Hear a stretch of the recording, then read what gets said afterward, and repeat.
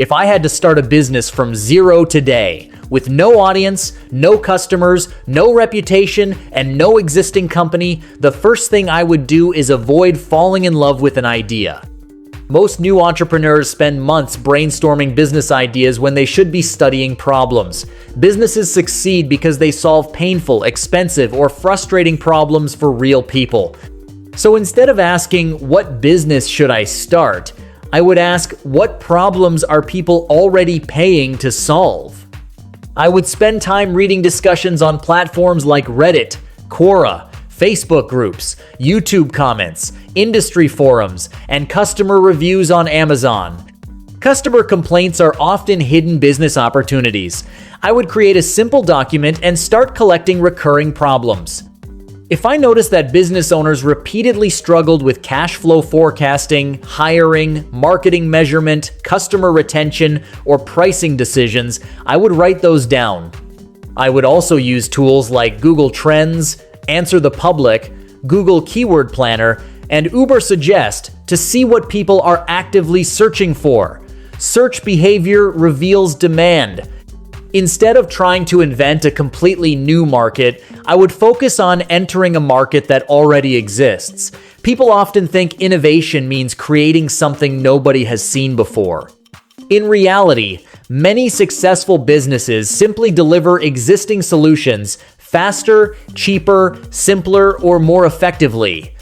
I would then identify a specific group of customers rather than targeting everyone. Serving everyone usually means serving nobody. For example, instead of helping all businesses, I might focus on local contractors, small accounting firms, online coaches, dental clinics, or independent consultants. Specialization creates clarity. Customers trust specialists more than generalists. During this stage, I would conduct conversations with potential customers, asking about their biggest challenges, recent frustrations, and goals. These conversations would be more valuable than months of guessing. The objective would not be selling. The objective would be understanding. Once patterns started appearing repeatedly, I would know I was moving toward a real opportunity rather than chasing assumptions. Build a simple solution and validate demand fast. After identifying a clear problem worth solving, I would resist the temptation to build a large business immediately. One of the biggest mistakes new entrepreneurs make is creating products nobody asked for. Instead, I would build the smallest possible version of a solution. This is often called a minimum viable product. The goal is not perfection. The goal is validation. If I were helping business owners improve financial management, I would not immediately create a massive software platform. I might start with a spreadsheet template, a financial dashboard, a consulting service, a workshop, or a simple online training session. If I were helping companies improve marketing performance, I might begin with audits and recommendations rather than expensive software development. Services allow entrepreneurs to learn quickly because customers provide immediate feedback. During this phase, I would focus heavily on speed.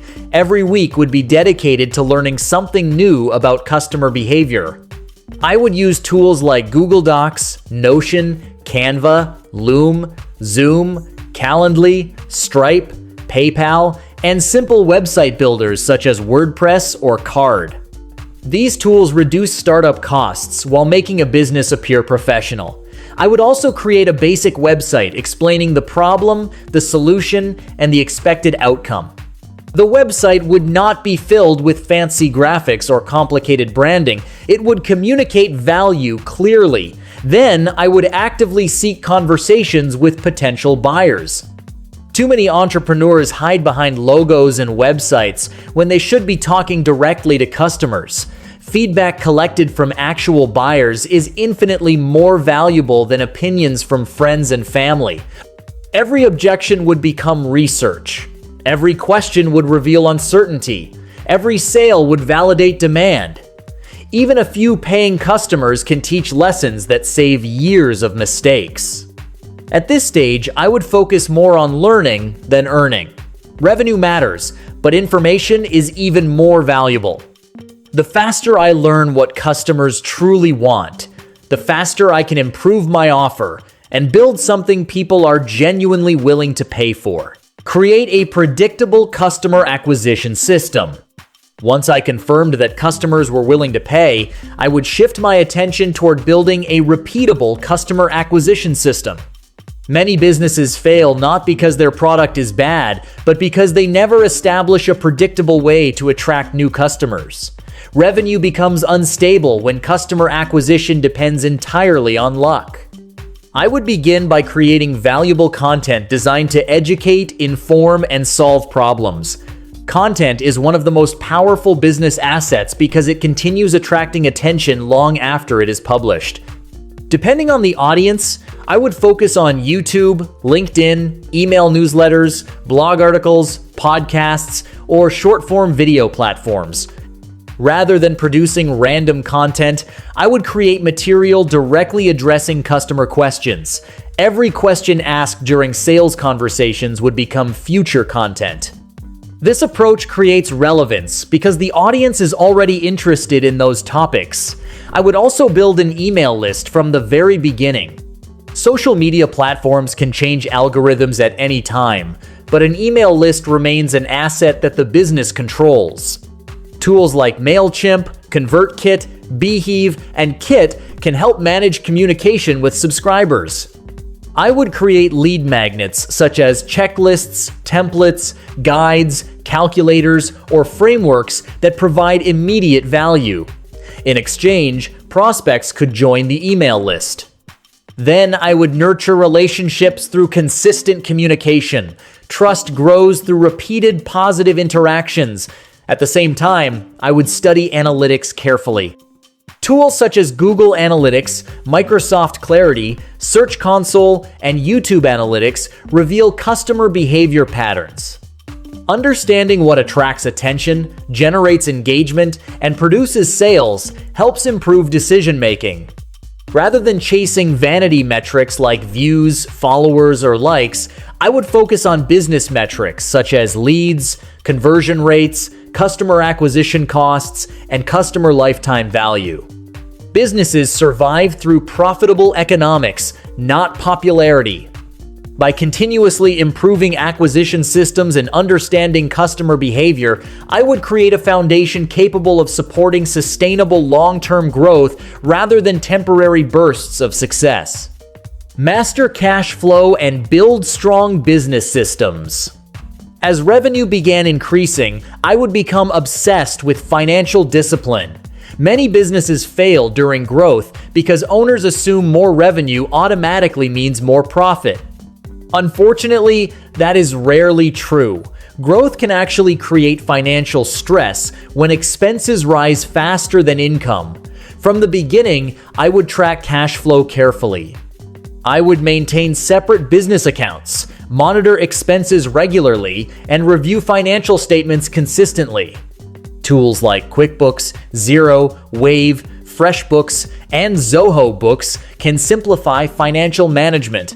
Every dollar entering or leaving the business would have a purpose. I would create budgets, forecast future cash flow, and maintain emergency reserves whenever possible. One lesson many entrepreneurs learn too late is that profit and cash flow are not the same thing.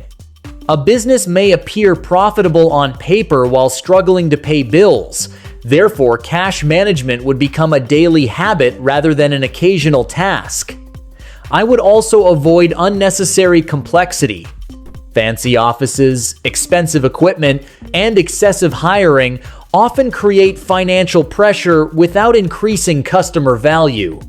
Instead, I would invest primarily in activities directly connected to growth, customer satisfaction, and operational efficiency.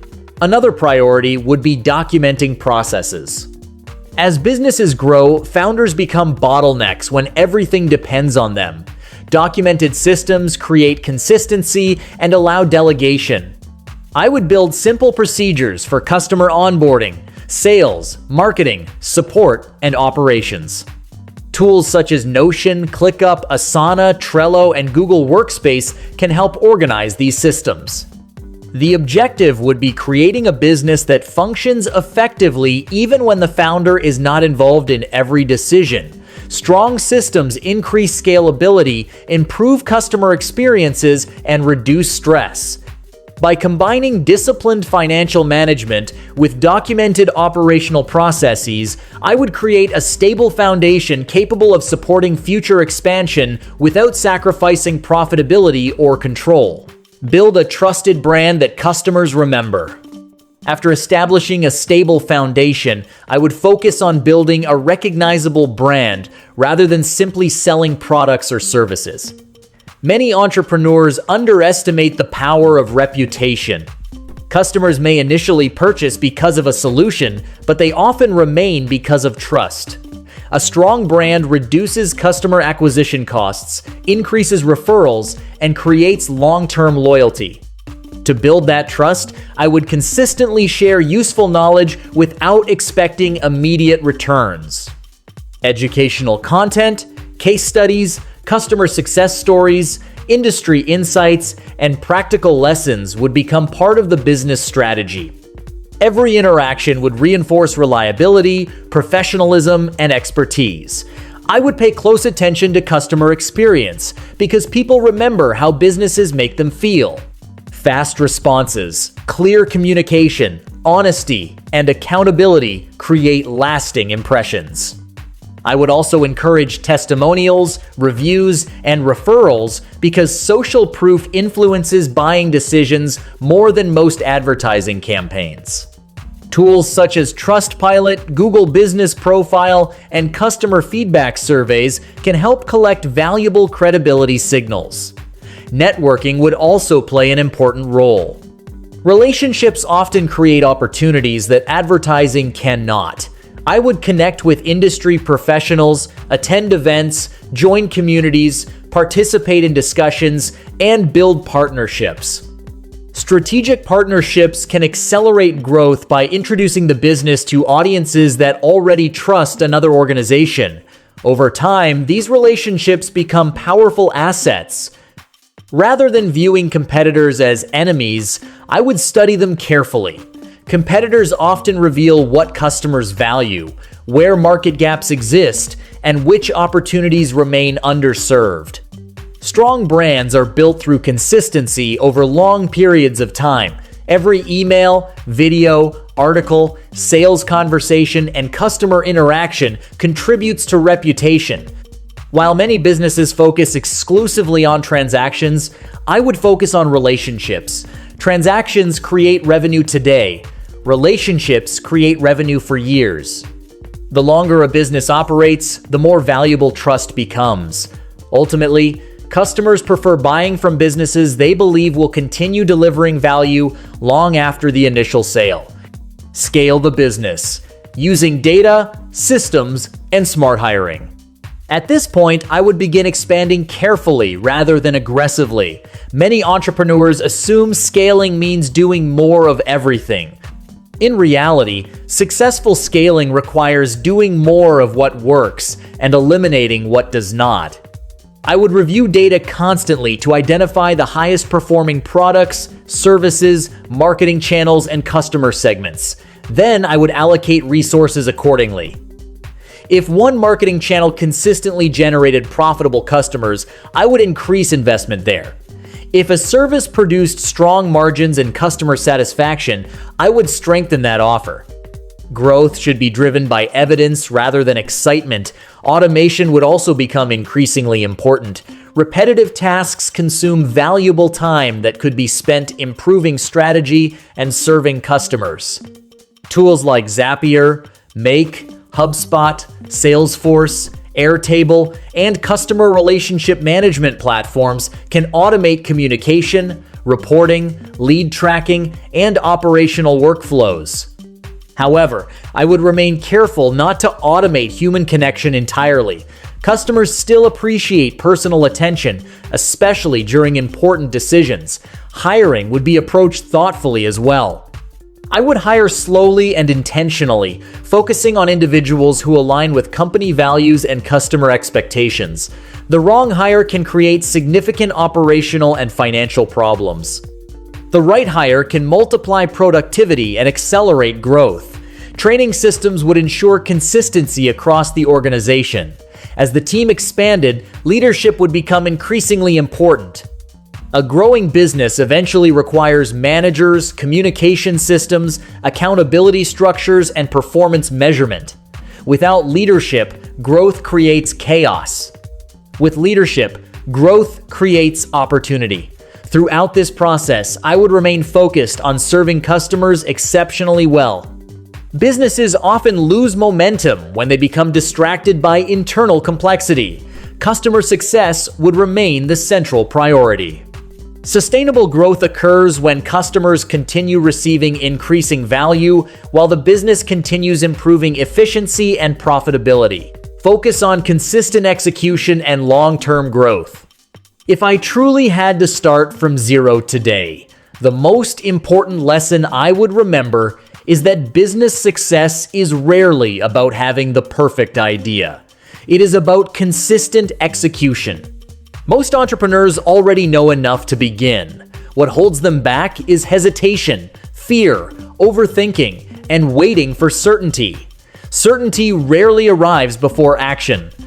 Every successful business started with incomplete information.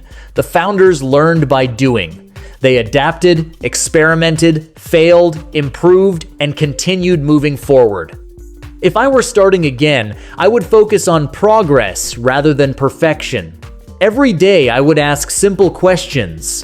What problem can I solve today? What customer can I help today? What skill can I improve today? What process can I strengthen today? Small improvements compound over time. The first customer leads to experience. Experience leads to confidence. Confidence leads to better decisions. Better decisions lead to growth. Growth creates opportunities that were invisible at the beginning. I would also maintain a long-term perspective.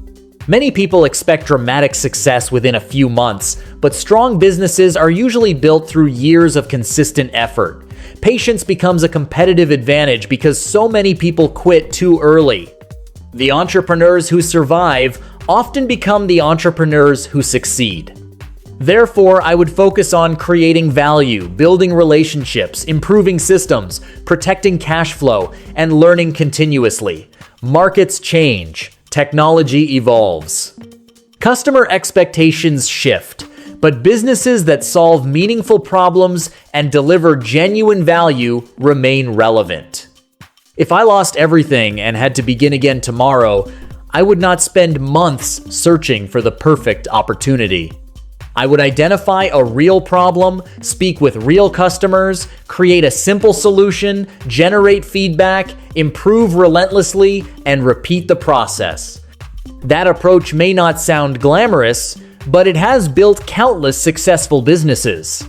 Starting from zero is challenging, but it is also an opportunity. Every great business begins with a decision to take the first step, even before the entire path becomes visible. If you found this video helpful, then like, share, and subscribe this channel to get future videos. Thank you for watching this video.